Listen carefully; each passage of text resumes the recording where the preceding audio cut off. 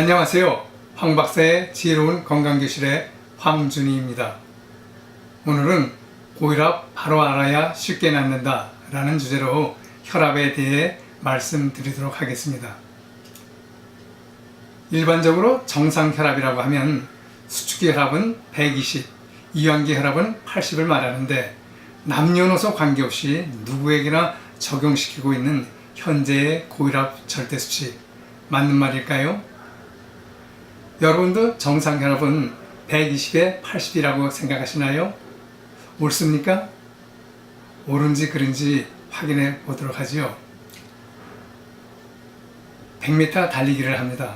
10대, 20대, 30대, 40대, 50대, 60대, 70대 연령별로 달리는 평균 속도와 시간이 같을까요? 다를까요?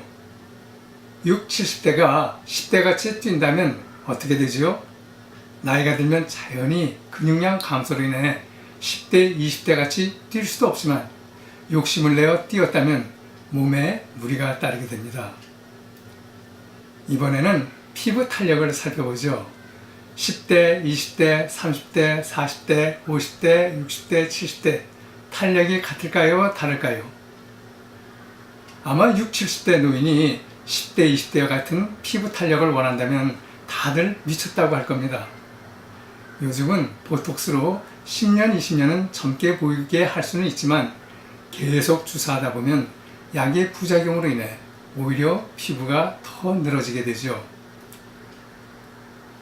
이렇게 눈으로 확인되는 연령별 달리는 속도와 시간은 차이가 있으며 피부 탄력 역시 연령별로 차이가 있다는 것은 누구나 다 아는데 유독 눈으로 확인할 수 없는 혈액이 혈관을 통과할 때 나타나는 압력인 혈압은 연령 불문, 남녀노소 할 것 없이 다 동일해야 한다는 것은 납득하기도 어렵고 문제가 있어 보이지 않나요?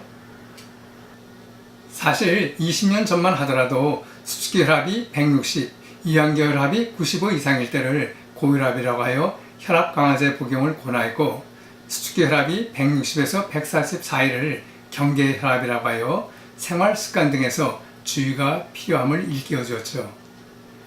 그런데 지금은 수축기 혈압이 140 미만, 이완기 혈압이 90 미만을 고혈압 전 단계라고 하고 수축기 혈압이 140에서 159, 이완기 혈압이 90에서 99까지를 1기 고혈압이라고 하고 수축기 혈압이 160 이상, 이완기 혈압이 100 이상을 2기 고혈압이라고 하여 고혈압 진단 기준이 되는 고혈압 절대 수치를 낮춰놓았습니다. 기준치가 수축기 혈압이 160에서 140으로 내려가면서 순식간에 경계 혈압에 있던 사람들이 고혈압 환자가 된 셈이죠. 고혈압 환자가 증가하면서 혈압약 판매도 그만큼 늘어나게 되었는데 최근 고혈압 환자 수는 무려 1,100만 명이 넘어섰고 2016년을 기준으로 해서 혈압약 판매액은 1조 7천억 원에 이르게 되었죠. 이에 따라 고혈압 환자가 지출하는 약값과 진료비도 엄청나게 늘었고 국가의료보험 재정에도 상당한 부담을 안겨주게 되었죠. 한간에는 고혈압 진단 기준이 되는 절대 수치를 140으로 낮춰놓게 한 것은 다국적 제약회사의 마케팅에 기인했다는 말도 있습니다.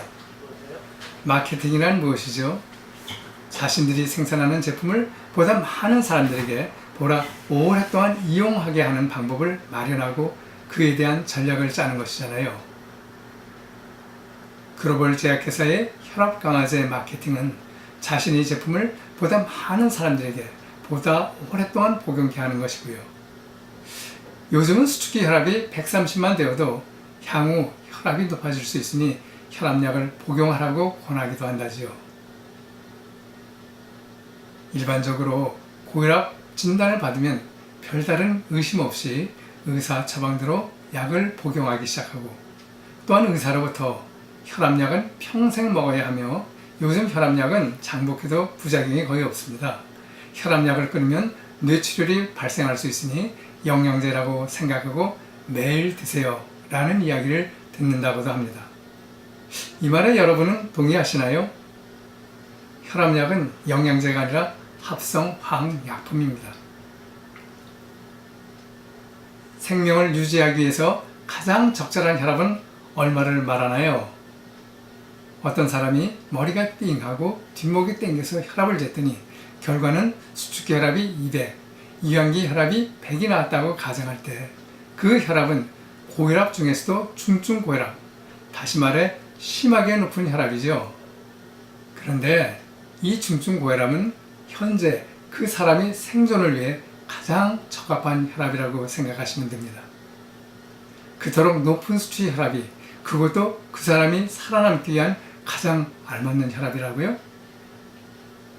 생명을 보존하기 위해 꼭 필요한 것이 두 가지가 있는데, 첫째가 물이고 둘째가 산소입니다. 물은 경우에 따라 5일 정도 마시지 못해도 생명에는 치명적인 지장을 주지 않는 것 같아요. 몇 해 전 TV 영상에 5일간 동굴에 갇혔던 사람들이 구조되어 나오는데 그렇게 상태로 살아나오던 장면이 기억납니다. 그러나 산소는 우리 몸 세포에 2, 3분만 제대로 공급되지 못해도 치명적이고 경우에 따라서는 생명까지 잃게 됩니다. 그러기에 우리 뇌는 주인이 생명을 잘 보존하기 위해서 60조 개나 되는 세포에 깨끗하고 맑은 혈액이 튼튼하고 탄력 있는 혈관을 통해 산소와 영양분이 충분히 공급되어지는지 항상 살피고 있죠. 그런데 주인이 생활 습관이 올바르지 않아서 혈액이 오염되고 점도가 생기고 끈끈해지고 고지혈로 인해 말초 동맥에 이물질이 끼게 되고 혈관 내경이 좁아지게 되지요. 이렇게 되면 정상 혈압이라고 말하는 120에 80을 가지고는 각 장기와 조직과 세포에 충분한 산소와 영양분을 공급하기가 어려워져 생명까지 위협을 받게 됩니다. 특히 뇌나 심장, 신장 같은 중요 장기의 손상이 커지죠. 이러한 상황을 감지한 뇌는 주인이 생명을 보존하기 위해 비상조치를 발동하고 각 조직과 장기에 명령을 내려 수축기 혈압을 200, 이완기 혈압을 100으로 올려놓았다고 보시면 됩니다. 그렇다면 현재 중증고혈압 수치에 대해서 정말로 고마워해야 합니다. 왜냐고요? 나의 건강을 위해 계기판 역할을 하고 있기 때문이죠. 주인님 혈관 상태가 이토록 좋지 않습니다. 혈관 상태가 아주 안 좋아서 여러 가지 만성질환에 노출될 수 있으니 생활 습관을 올바르게 바꾸셔야 해요. 라고 말해주면서 말입니다. 중증고혈압이라 일시적으로 혈압 강화제를 처방할 수는 있지만 근원적 치료는 생각하지 않고 평생 혈압 강화제를 복용하게 되면 약마다 갖고 있는 다양한 양리작용으로 혈압 수치는 떨어지지만 그 양리작용들은 우리 몸으로 봐서는 인위적이고 강압적이라는 것이죠.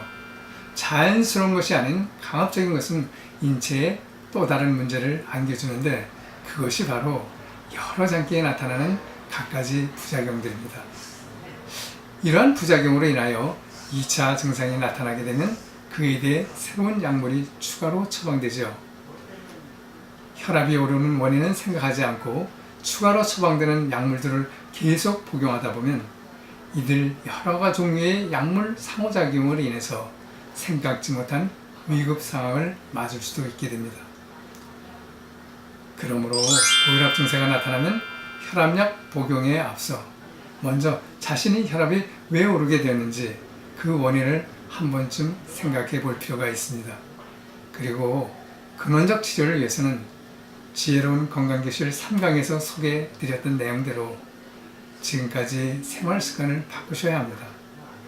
그래야만 그동안 잘못된 생활 습관으로 인하여 내 몸속에 지나치게 많이 쌓여진 고혈압의 원인이 되는 식품과 물품과 성품들이 사라지게 되어 오염된 혈액이 깨끗하고 맑은 혈액으로 탄력 있는 혈관이 튼튼하고 탄력 있는 혈관으로 바뀌어져서 각 조직과 장기 그리고 세포에 산소와 영양분을 충분히 공급할 수 있게 되어져야만 자연스럽게 고혈압으로부터 마침표를, 약으로부터 자유함을 얻게 됩니다.